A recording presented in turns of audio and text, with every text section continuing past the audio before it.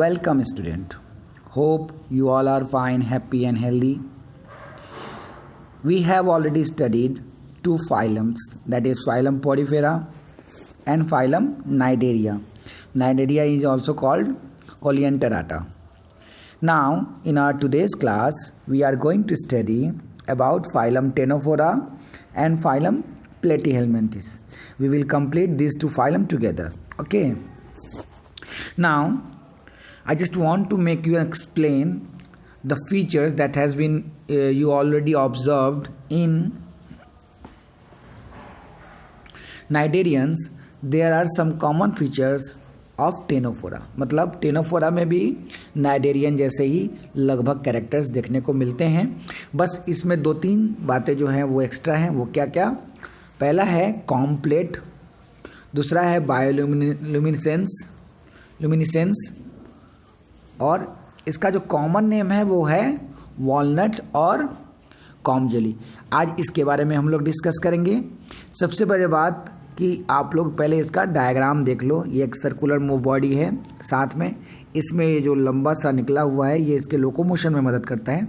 और इसमें देखो कंघा जैसा बना हुआ है, कंघी जिसको बोलते हैं ना, कॉम्ब जैसा बना हुआ है जो इसको तैरने में पानी में मदद करता है. क्लियर हुआ? अंदर से इसका स्ट्रक्चर दिया हुआ है, देखो कैसे ये अंदर से बना हुआ है. तो आज हम लोग सारे मुद्दों पर बात करेंगे. चलो स्टार्ट करते हैं. आप अपना कॉपी पेन पेंसिल्स वगैरह निकाल लो ताकि मैं हर एक चीज़ को अच्छे से एक्सप्लेन कर सकूं और आप लोग उसको नोट करते रहो. So what is the common name of Ctenophora? First question note करेंगे आप लोग. What are the common name of Ctenophora? Common name क्या है इसका? टेनोफोरा. देखो लिखा हुआ है Ctenophora commonly known as sea walnut. क्या बोलते हैं इसे हम लोग? Sea walnut. और इसकी और एक नाम दी गई है, क्या? Comb jellies. ठीक है. सो फर्स्ट क्वेश्चन नोट करेंगे. सेकंड क्वेश्चन और सेकंड कैरेक्टरिस्टिक्स क्या है कि दे आर एक्सक्लूसिवली मैरीन, समुंदर में पाई जाती हैं. सेकंड नंबर हो गया. थर्ड नंबर क्या हुआ? They are radially symmetrical. Body जो है वो सिमेट्रिकल है, वो भी रेडियस के हिसाब से, यानी कि सेंट्रल एक्सिस से आप बॉडी को किसी भी सेंट्रल एक्सिस से आप बॉडी को दो भागों में डिवाइड कर सकते हो. नेक्स्ट है दे आर डिप्लोब्लास्टिक, यानी उनके बॉडी में टू जर्म लेयर हैं, एक्टोडर्म और एंडोडर्म, है ना. बीच में मेसोलजी है, यानी कि इसका मेसोडर्म नहीं है ना. नेक्स्ट, तो आप लोगों को मैंने कितना कैरेक्टरिस्टिक्स दिया? सारे कैरेक्टरिस्टिक्स पूछे जाते बेटा. सो इसको नोट करके रखना है. First, they are commonly called walnut और comb jelly. Second, they are exclusively marine, मतलब ज़्यादातर ये लोग मैरीन में ही पाए जाते हैं. Next, radially symmetrical, their body are radially symmetrical. Diploblastic organism है with tissue level of organization. हाँ, ये अंडरलाइन करेंगे. आप लोगों ने नाइडेरिया में भी देखा था, इसके जस्ट आगे वाला जो फाइलम है नाइडेरिया, इसको कोलिएंटेराटा भी कहा जाता है, उसमें भी आपको किस लेवल का ऑर्गेनाइजेशन दिखा था? टिश्यू लेवल का ऑर्गेनाइजेशन दिखा था. So what level of organization do we observe? What kind of level of organization do we observe in Ctenophora? Note it down. Do we observe in Ctenophora? Next, colour light हो गया है ना. रुको, colour इसको ठीक करता हूँ, थोड़ा डार्क. हाँ, हो गया. अब देखो सही है ना. नेक्स्ट, फिर the body bear 8 external row of ciliated comb plate, यानी अंदर की तरफ उनके बॉडी के अंदर की तरफ कॉम्प्लेट है और कॉम्प्लेट से कितने निकले हुए हैं? 8. बहुत इंपॉर्टेंट. बॉडी बियर 8 एक्सटर्नल रो. बाहर की तरफ कितना रो दिखाई दे रहा है? एक्सटर्नल. इस फिगर में बहुत ज़्यादा है ना, लेकिन इन लोगों में 8 external row of ciliated comb plate. कितना है कॉम्प्लेट? 8 है. कॉम्प्लेट कैसा है, 8 है, जिससे वो लोग आसानी से तैर पाएंगे। विच हेल्प देम, इस फिगर में नहीं दिया हुआ क्लियर बेटा, ठीक है, in this figure it is not given clearly, okay. So there is 8 comb plate. Next, comb plate कितने हैं, 8 हैं। The body bear 8 external row, 8 external row में कॉम्प्लेट, एक्सटर्नल रो में कॉम्प्लेट बने हुए हैं, which help them in locomotion. So what is comb plate, what is comb plate, comb plate सिर्फ इसी में पाया जाता है, किसी और ऑर्गेनिज्म में नहीं पाया जाता है। Point to be noted, understood. What is comb plate, how many external comb plate are found, how many external comb plate are found in Ctenophora, Ctenophora में कितने कॉम्प्लेट पाए जाते हैं, and state its function, state its function, note down question, state its function, comb plate का function बताना है। So what is the function, it bear 8 external row of comb plate, 8 external row मतलब line से सजे हुए कॉम्प्लेट है, 8 एक्सटर्नल रो ऑफ कॉम्प्लेट। कहाँ से हैं, बॉडी के एक कॉर्नर से निकल करके 8 की तरफ गया हुआ है, 8 बना हुआ है, ठीक है ना। विच हेल्प इन लोकोमोशन, किस में मदद करता है, लोकोमोशन में मदद करता है। Next, digestion is both external, intercellular और एक्स्ट्रासेलुलर, मतलब डाइजेस्टिव चैनल बना हुआ है, जैसे कि आप लोगों ने हाइड्रा में देखा था, वैसे ही इन लोगों के बॉडी के अंदर में भी डाइजेस्टिव चैनल बना हुआ है। और डाइजेस्टिव 2 लेवल में होता है, पहला गैस्ट्रो इंटेस्टाइनल और गैस्ट्रोवास्कुलर डाइजेशन हो जाता है, और उसके बाद में इंटरसेलुलर होता है, यानी कि एक्स्ट्रासेलुलर सेल के बाहर भी डाइजेशन होता है और इंटरसेलुलर सेल के अंदर भी डाइजेशन होता है। तो ये भी एक कैरेक्टरिस्टिक्स हो गया, note it down. Next, they are bioluminescence, luminescence मतलब होता है, बायोलुमिनेसेंस मतलब होता है, बायो मतलब होता है लिविंग, लुमिनेसेंस मतलब होता है लाइट इमिटिंग, मतलब कुछ ऐसे ऑर्गेनिज्म होते हैं जिनके शरीर से लाइट निकलता है, ऐसे ऑर्गेनिज्म को हम लोग क्या बोलते हैं, बायोलुमिनेसेंस, ठीक है। बायोलुमिनेसेंस है, लुमिनिसेंस बायोलुमिनेसेंस है, ठीक है ना। कौन है बायोलुमिनेसेंस, ये टेनोफोरा, ये एक बहुत यूनिक फीचर है इसका। और भी हैं, कुछ फिश भी हैं जो लोग शरीर से अपना बॉडी से लाइट इमिट करते हैं, ठीक है, समझ में आया। लाइट कैसे इमिट करते हैं, due to presence of some you can say radioactive substance in their body, या तो रेडियोएक्टिव सब्सटेंस वगैरह कैरी करते हैं, या कुछ बॉडी में उनके चार्जेस होते हैं, जिस चार्जेस की वजह से वो बायोलुमिनेसेंस होते हैं। The property of living organism to emit light, देखो ना इसका डेफिनेशन दिया है, तो यहाँ पे एक डेफिनेशन लिख लेंगे, डिफाइन बायोलुमिनेसेंस, ठीक है। और देखो ये क्या लिखा हुआ है, bioluminescence is well marked in Ctenophora, Ctenophora में सबसे ज़्यादा देखने को मिलता है बायोलुमिनेसेंस, ठीक है। अब आते हैं सेक्सेस के बारे में। सेक्सेस आर नॉट सेपरेट, मतलब ये दोनों, ये ऑर्गेनिज्म जो होते हैं बाइसेक्सुअल होते हैं, एक ही बॉडी में दोनों सेक्स मौजूद होते हैं, ठीक है ना। So they are also called bisexual और हर्माफ्रोडाइट, ठीक है, हर्माफ्रोडाइट बोलते हैं। Reproduction take place only by sexual mean, हाँ, असेक्सुअल मीन ऑफ रिप्रोडक्शन नहीं दिखता, ये भी बहुत बड़ा इंपॉर्टेंट कैरेक्टरिस्टिक्स है इसका। टेनोफोरा सो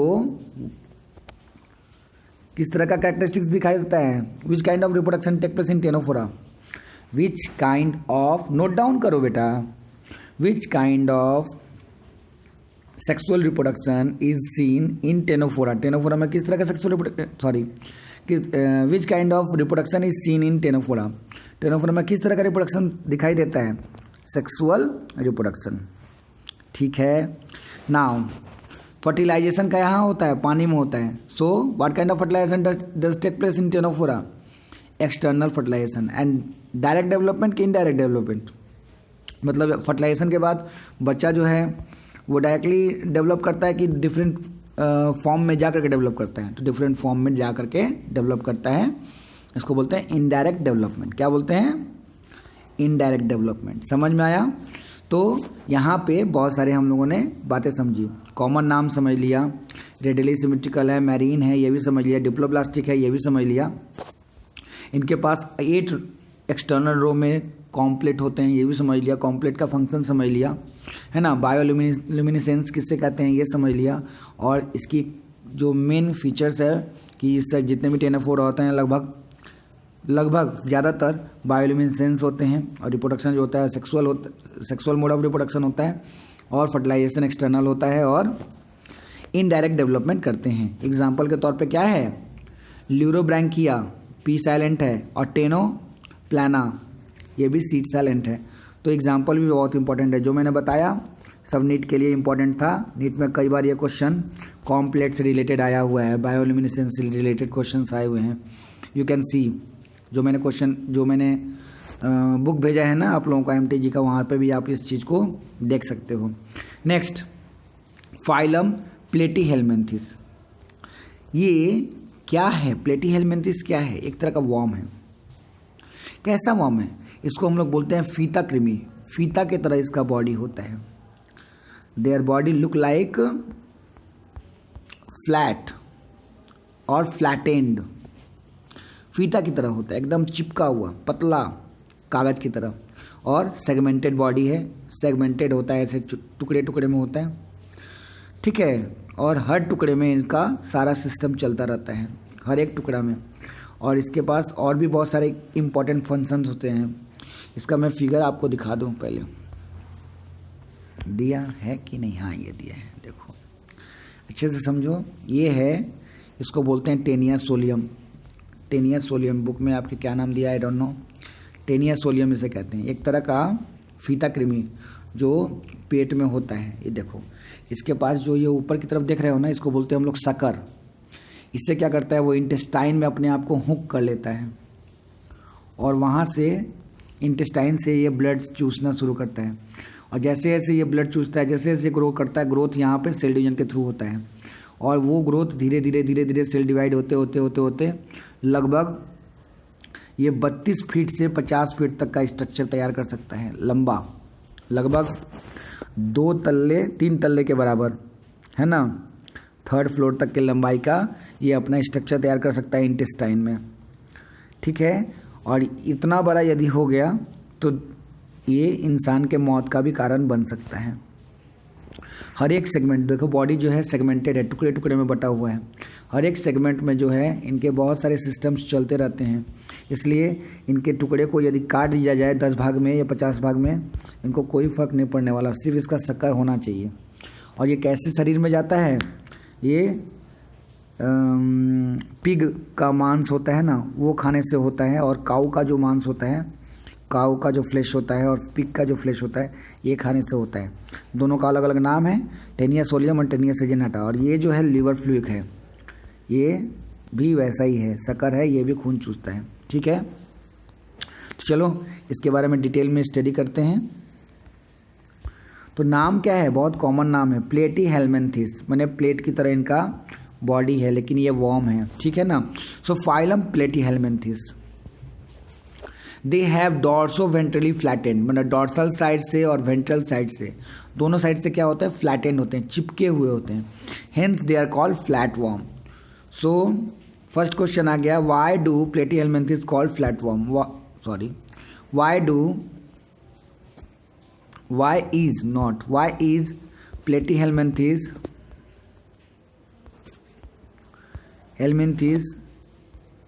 called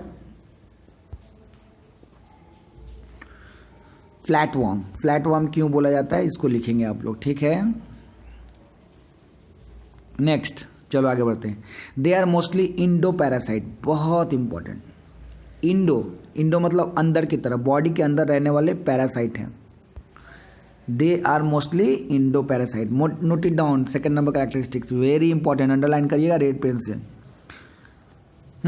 अब बोल दिया कि name the kind of worm that are mostly found as endoparasite, ठीक है। तो इसमें टेनिया सोलियम का भी नाम आएगा।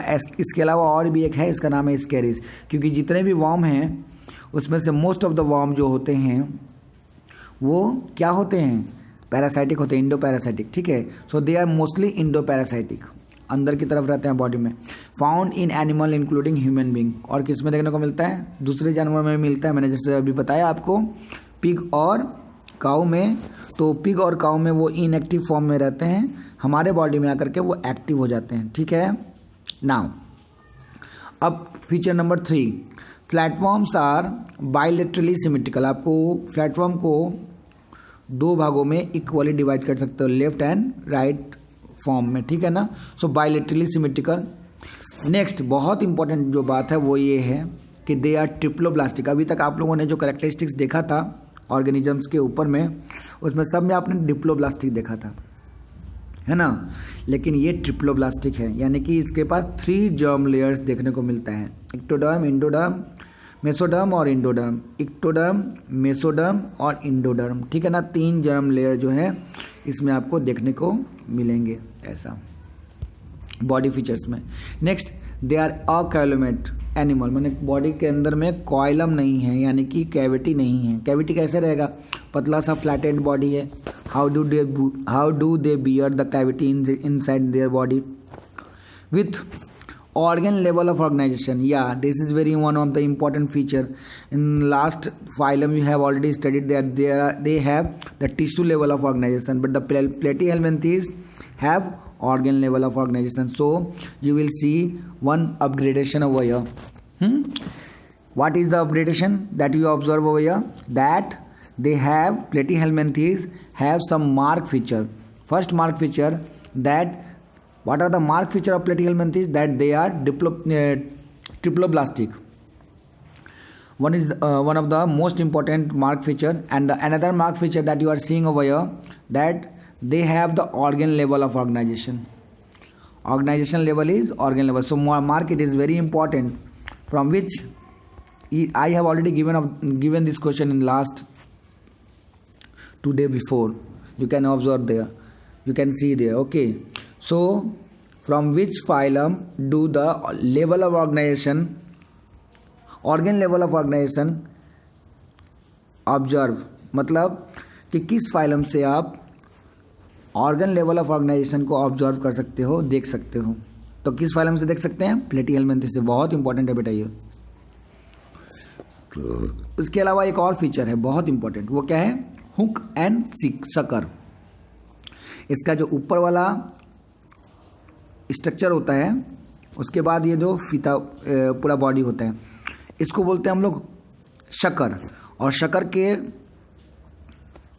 के पास हुक होता है, 8 हुक होता है, जिससे वो क्या करता है, इंटेस्टाइन में अपने आप को हुकिंग कर लेता है, लटका लेता है, और उसके बाद उसका खून चूसता रहता है। So hook and sucker are present on the parasitic form. जो पैरासाइटिक फॉर्म है उनमें हुक देखने को मिलता है। Very important feature, note it down. अब ये सिर्फ ये जो हुक और सकर है ये किसी और ऑर्गेनिज्म में नहीं मिलता है। ये भी एक नीट के लिए बहुत इंपॉर्टेंट क्वेश्चन है, नोट इट डाउन, ठीक है। तो इसमें क्या क्या आपको फीचर्स दिखाई दिया इंपॉर्टेंट वाला, ठीक है। चलो पहले इसको कंप्लीट कर ले, उसके बाद फिर डिस्कस कर लेंगे एक बार लास्ट में, है। फिर हुक और sucker are present in the parasitic form. Some of them absorb nutrient from the host directly through the body surface. कुछ जो है वो बॉडी सरफेस से, मतलब अपने बॉडी सरफेस से ही, मान लो ये उनका बॉडी है तो बॉडी के सरफेस से क्या कर रहे हैं, न्यूट्रिएंट्स को एब्जॉर्ब कर रहे हैं। और कुछ जो है वो हुक और सकर से एब्जॉर्ब करते हैं। तो दोनों लेवल पर सकरिंग होता है, मतलब फूड को ऑब्टेन करना होता है। कहाँ पे जाकर ऑब्जर्व करते हैं, जिस भी ऑर्गेनिज्म के अंदर ये रहते हैं। मान लो ये ऑर्गेनिज्म है जिसके अंदर ये छिपे हुए हैं, तो यदि इनके पास सकर नहीं है ढंग से तो ये बॉडी सरफेस से एब्जॉर्ब करना शुरू कर देंगे न्यूट्रिएंट्स को, है ना। और यदि मान लो सकर है तो सकर के माध्यम से एब्जॉर्ब करेंगे। Specialized cell call flame cell बहुत ही ज़्यादा इंपॉर्टेंट है, क्योंकि ये यूनिक है इसके अंदर, ठीक है। फ्लेम सेल क्या होता है, फ्लेम सेल जो होता है वो फर्स्ट ऐसा सेल होता है जो कि ऑस्मो रेगुलेशन, यानी कि ऑस्मोसिस को रेगुलेट करने में, और यू कैन से बैलेंस करने में, सॉल्ट और वाटर के लेवल को बैलेंस करने में, सॉल्ट और वाटर के लेवल को बॉडी के अंदर, किसके बॉडी के अंदर, पैरासाइट के बॉडी के अंदर, खुद के बॉडी के अंदर, उसके खुद के बॉडी के अंदर सॉल्ट एंड वाटर के लेवल को मेंटेन करने में मदद करता है फ्लेम सेल, यानी कि बिल्कुल किडनी जैसा काम करता है और यू कैन से नेफ्रॉन के जैसा काम करता है। तो यहाँ से एक्सक्रीटरी सिस्टम स्टार्ट हो गया, यानी कि इसके पहले वाले ऑर्गेनिज्म में आपको एक्सक्रीटरी सिस्टम डेवलप नहीं देखने को मिला था, वो अपने बॉडी सरफेस से ही अपने बॉडी के वेस्ट को निकाल दे रहे थे, है ना। लेकिन यहाँ पे यानी कि प्लेटीहेलमिन्थेस में आपको कुछ स्पेशल सेल दिखाई दे रहा है, जो स्पेशल सेल बॉडी के वेस्ट को निकालने में मदद करता है और बॉडी के अंदर वाटर और सॉल्ट के लेवल को मेंटेन करता है, यानी कि ऑस्मोरेगुलेशन मेंटेन करता है और एक्सक्रीशन। तो इस एक्सक्रीटरी ऑर्गन का नाम क्या हो गया? Flame cell. याद रहेगा, बहुत इंपॉर्टेंट है क्योंकि ये यूनिक है, इसके अलावा और किसी के पास फ्लेम सेल नहीं होता। सो फ्लेम सेल पर नीट का धब्बा लगाना है, ठीक है, लगाते जाइए। So flame cell help in state the function, लिख दीजिए इन विच, नोट करिए क्वेश्चन मैं बोल रहा हूँ, in which phylum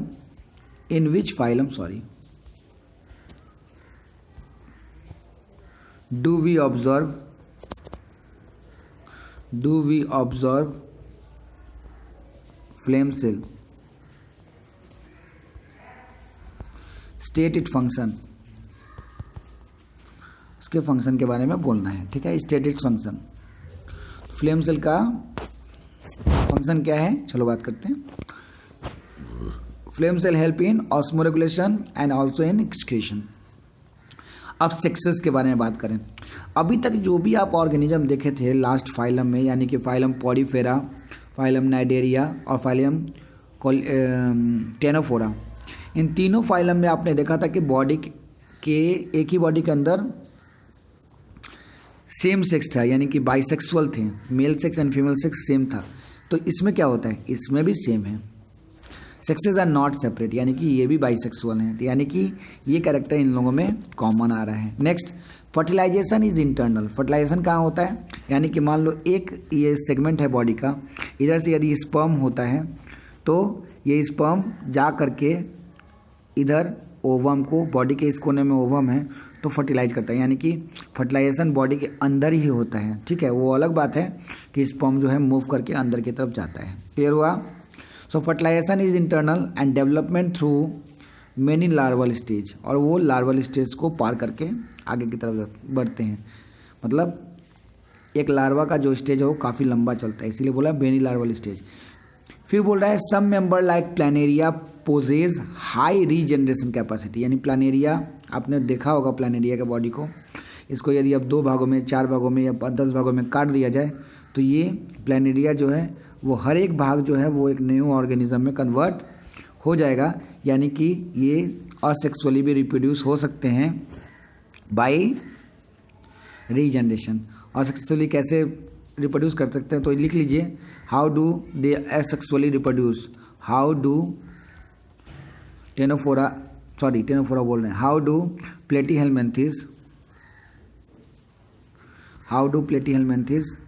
asexually reproduce. तो यहाँ पे आप लिख देंगे, बहुत अच्छा एग्जांपल है, मोस्टली बाई रीजनरेशन, मोस्टली लिखिएगा। सो यहाँ पे what are the different examples, कौन कौन से एग्जांपल्स हैं, टेनिया सोलियम है और फैसियोला है, लीवर फ्लूक बोलते हैं, टेपवार्म बोलते हैं। टेनिया सोलियम, टेनिया सजियनाटा, 2 तरह के टेनिया होते हैं, ये वाला टेनिया है और ये जो है ये क्या है, फैसियोला है, ठीक है। सो होप आप लोगों को ये लेसन बहुत अच्छे से समझ में आया होगा, और जिस बातों पर मैंने गौर किया उस पर ज़्यादा गौर आप भी करेंगे। ये सारी बातें बहुत ज़्यादा इम्पोर्टेंट हैं, ठीक है ना। समझ में आ रहा है मैं क्या बोल रहा हूँ? हाँ, इन बातों पे बहुत ही ज़्यादा ध्यान लगाने की ज़रूरत है। तो इन सभी पॉइंट्स पे, बाकी सारे पॉइंट्स भी इम्पोर्टेंट है, बट ये triploblastic, osmoregulation, flame cell, hook sucker, ये सारे पॉइंट्स को एकदम मद्देनजर रखते हुए ही आगे बढ़िएगा। क्लियर हुआ? चलो आज के लिए ही इतना ही, बाय बाय। नोट्स कंप्लीट करो, लर्न करो, आगे बढ़ो। Okay, bye bye, see you.